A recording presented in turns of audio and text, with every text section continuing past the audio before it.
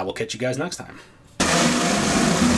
That actually made me pee a little bit.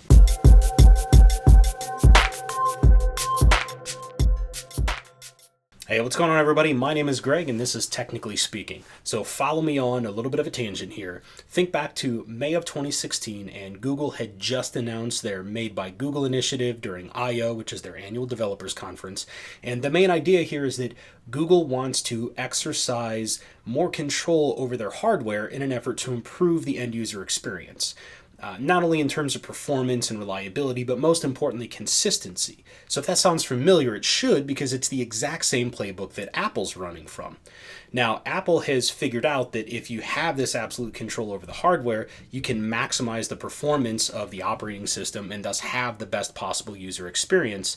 But that's not to say that Apple products are perfect. But I also don't think it's much of a stretch of the imagination to suggest that Google products have had a lot of room for improvement for a number of years. So if you take this strategy and apply it to smartphones, what you get is the Google Pixel. And if you take that same strategy and apply it to wireless home networking, you get Google Wi-Fi. So today we're going to be taking a look at Google Wi-Fi to see whether or not they can deliver on their promise of smart, easy to use, easy to set up mesh networking. If you're not big into technology, most people have like a passing idea of what a router is. So the short version is that it's this little boxy thing with one or more antenna sticking out and a bunch of cables, and they're usually pretty ugly. Most people tend to hide them on the top shelf or behind books or in a cabinet someplace.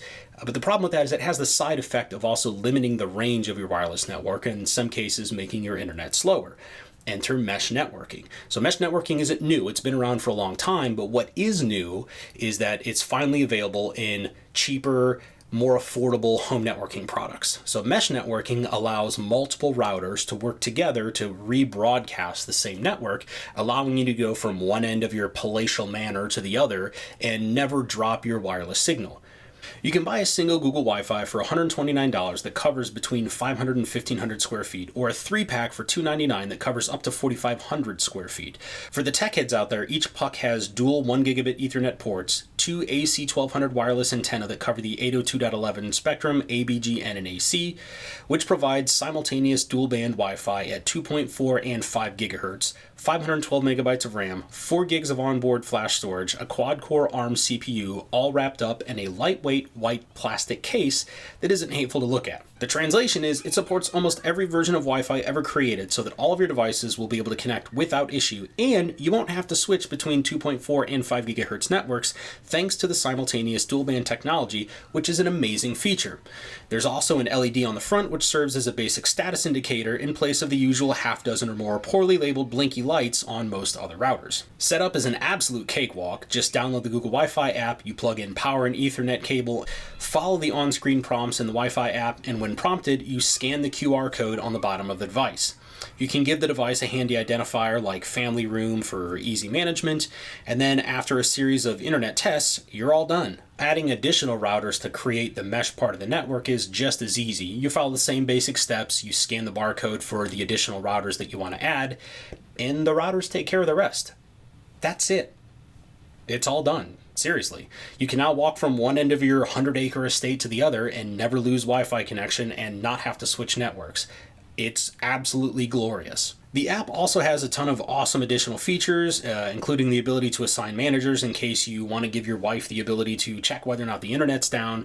You can group devices together under labels and then pause internet activity for only those devices. So for example, you could assign all of the iPads and Rokus and iPhones belonging to your kids to a single group called No Seriously, It's Time for Dinner, Come Here Now, and then just shut off the internet access whenever you need to. You can also do things like reboot the router remotely, which used to entail me going down in the basement and physically unplugging a device.